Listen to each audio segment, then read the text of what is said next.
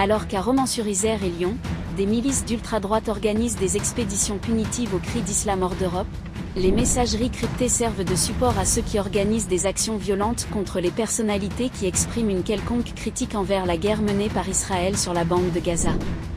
Pendant plusieurs semaines, Anadolu, en lien avec le média Gaza News Plus, s'est infiltré au cœur d'inquiétants canaux de diffusion et révèle aujourd'hui comment des groupuscules composés de franco-israéliens et d'extrémistes juifs s'organisent sur Telegram pour faire taire les soutiens de la cause palestinienne. Parmi leurs cibles, figurent de nombreuses personnalités médiatiques, à l'image des humoristes Yacine Bellatar, Malik Bentala, Guillaume Meurice, de l'avocat Fabrice Divisio, des députés David Guiraud et Louis Boyard, ou encore des journalistes. Certains canaux, créés sur l'application Telegram, rassemblent des centaines d'internautes, autorisés à accéder aux discussions à la seule condition de se présenter face caméra et de réciter des passages de la Torah en hébreu. Une fois validés, les participants ont accès à des fichiers cibles avec des listes de personnalités et d'influenceurs avisés par des appels téléphoniques et des mails de menaces.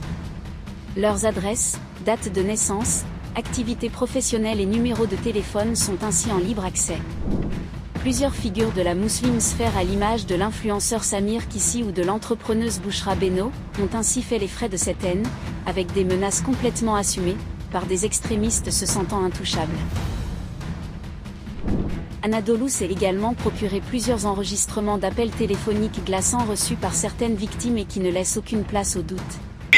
Jusqu'en bas de chez toi, tu peux faire venir GIGN, ta grand-mère, tout ce que t'as envie, ta mère, je vais te la je vais te faire goûter, moi, c'est quoi la souffrance. On va te pourrir la vie. T'as peur ou pas là?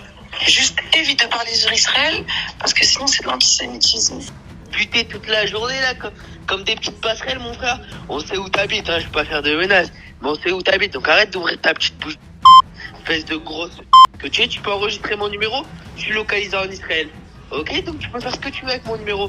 Mais sache que moi, les petits enfants, je les bouffe comme des pilions.